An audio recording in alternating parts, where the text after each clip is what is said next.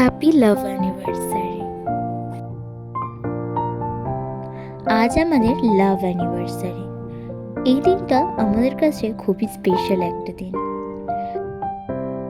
আজ থেকে 5 বছর হলো আমাদের রিলেশনে।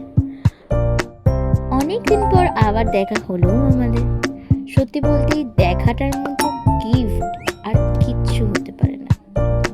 তাও পুষ্কর আমার জন্য সেদিন অনেক সারপ্রাইজ গিফট নিয়েছিল,